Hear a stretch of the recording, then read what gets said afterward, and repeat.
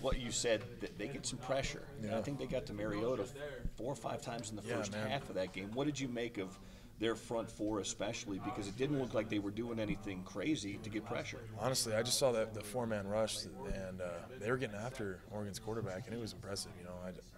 You don't see that very often when it comes to Oregon, and so you could tell that those guys are a pretty talented group of dudes. How are you guys feeling as a group? You didn't play a bunch together, all 5 through fall camp, but you've now got 3 games under your belt. Do you feel like the offensive line, things are beginning to click a little bit? Yeah, each game, just more and more each game, and it's exciting to see the chemistry that we're starting to build.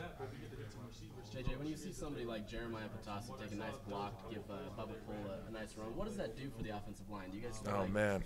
How does it work? Nothing's better than a 70-yard screen pass. That gets us going, and that's what our offense needs. It's got big play capability, and so when we bust one for 60 yards, we're running down there as fast as we can, trying to get the play in, so we can just run it again and again and just get in that end zone. Obviously, your job is to protect the quarterback. When you see Travis Wilson take that fall that he did, what goes through your mind? I hate when my QB takes hits like that, man. It gets me. It makes me upset. But he's a tough dude, so he can handle it. How do you prepare?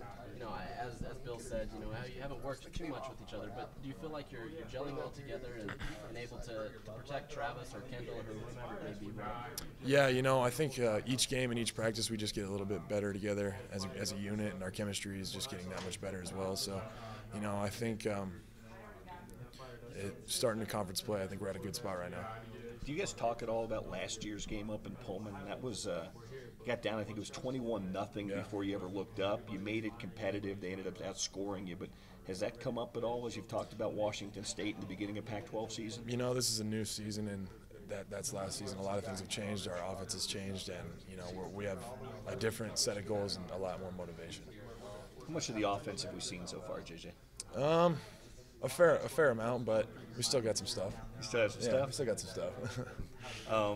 As you look at this game, does the importance of the game shift at all? I mean, non-conference games, they're all games. You only play 12 of them, but now the conference season begins. You've got 3 wins in your back pocket. Does it kind of ramp up a little bit now that you've got Wazoo coming in?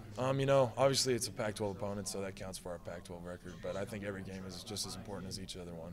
You got to go in there with the same mindset, and you got to come out with the W. It gets markedly more difficult, including, I think, 4 conference games in the next 6. So the importance of taking care of business at home against a team that you're probably on the same level as. We just got to go, and we got to prepare like the same we do with every other opponent, and we just got to come out with a win. JJ, Michigan was able to push you guys around a little bit.